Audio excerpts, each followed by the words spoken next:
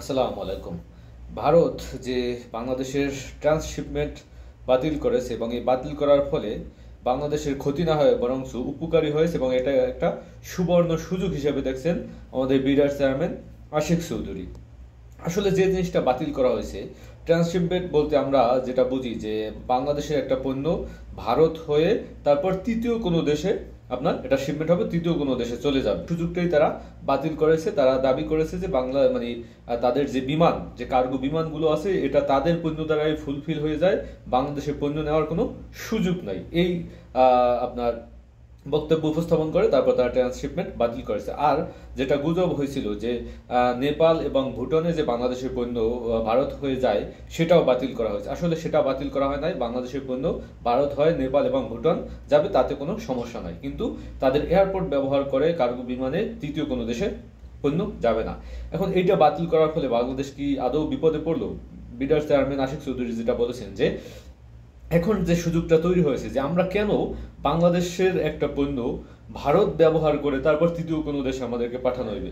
নেপাল ভুটান হইলে এটা ঠিক আছে যে এখান দিয়ে যোগাযোগ ব্যবস্থা সহজ। দেখেন, বাংলাদেশের একজন গার্মেন্টস ব্যবসায়ী তিনি তার পণ্য রপ্তানি করবেন, তিনি তার বায়ারের কাছে প্রোডাক্ট পাঠাইবেন। এই জন্য দুইটা উপায়ে বিশেষ করে প্রোডাক্ট পাঠানো হয়। একটা হলো বিমান যোগে, আরেকটা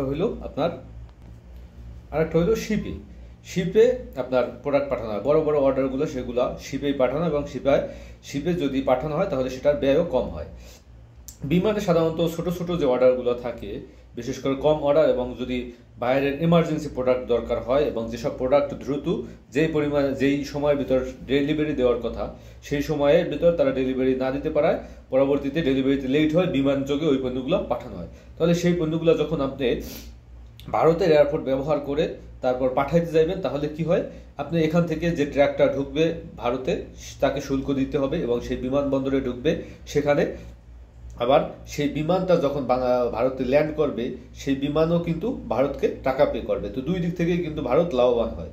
এখন সেই সুযোগটা কিন্তু আপনার চাইলে এই বাংলাদেশ নিতে পারে, কারণ বাংলাদেশের সেই টাকাও দিতে হবে না, বরং বাংলাদেশের এয়ারপোর্টকে যদি কার্গো বিমানের জন্য উন্মুক্ত করে দেওয়া হয়, যে বাংলাদেশের তৃতীয় একটা টার্মিনাল খোলা হয়, যেখানে বাংলাদেশের যে প্রোডাক্টগুলো আছে তৃতীয় অন্য দেশে যে রপ্তানি করা হবে, তখন কার্গো বিমানগুলো বাংলাদেশে ল্যান্ড করলে এখান থেকে সেই কার্গো বিমানের কাছ থেকে টাকাও পাওয়া যাবে বরংস, এবং বাংলাদেশের যে প্রোডাক্ট ভারত গিয়ে তারপর অন্য দেশে চলে যেত সেটা সরাসরি ঢাকা এয়ারপোর্ট থেকে কিন্তু যাইতে পারবে।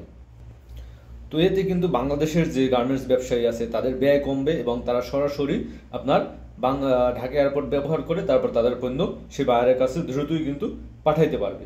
তো এই যে সুযোগ সুবিধা, এইটাই আসলে এখন বিডার চেয়ারম্যান আশিক চৌধুরী বলেছেন যে এখানে থার্ড টার্মিনালে আপনার কার্গো বিমান ল্যান্ড করাতে হবে, এবং কার্গো বিমান এসে বাংলাদেশের প্রোডাক্ট সরাসরি তারা সেই সব দেশে নিয়ে যাবে। এই সুযোগটাই এখন আসলে তৈরি হয়েছে, এবং এটা আসলে চালু করা দরকার। কেন আমাদের প্রোডাক্ট, আমাদের গার্মেন্টস ব্যবসায়ীরা তারা তাদের প্রোডাক্ট প্রথমে ট্রাকে করে ভারত নিয়ে যাবেন, ভারতকে টাকা দিতে হবে, এবং তাদের যে কাস্টমস ক্লিয়ারেন্স আছে সেটার জন্য তাকে অপেক্ষা করতে হবে, তারপর সেখানে এয়ারপোর্টে বিমান আসবে, সেই বিমানে তারপর প্রোডাক্ট ঢুকাইতে হবে, তারপর সেটা বিদেশে পাঠাইতে হবে। এই হ্যাসেলটা যাতে আপনার নিষ্পন্ন করা যায়, বা এই হ্যাসেল আমরা কেন নিতে যাব, কেন আমরা ভারতকে টাকা দিতে যাব? এক্ষেত্রে আমরাই যদি আমাদের এয়ারপোর্ট ব্যবহার করতে পারি, সেখানে অন্যান্য কার্গো বিমানগুলো আসবে, এসে তারপর ল্যান্ড করলে সেখান থেকেও কিন্তু সরকার লাভবান হবে, এবং আমরা খুব সহজেই বাংলাদেশের কাস্টম ক্লিয়ারেন্স খুব সহজেই পেয়ে ব্যবসায়ীরা কিন্তু পণ্য স্বাচ্ছন্দ্যে এখান থেকে আপনার রপ্তানি করতে পারবে, বিদেশে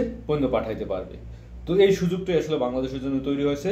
তো মোদি সাহেবকে ধন্যবাদ। এভাবে আমাদের প্রতি আসলে আপনি যতক্ষণ না মানে আপনার প্রতি চাপ সৃষ্টি করা হবে, যতক্ষণ না আপনাকে করা হবে, ততক্ষণ আপনি ভিন্ন কোনো পথ কিন্তু খুঁজে পাবেন না।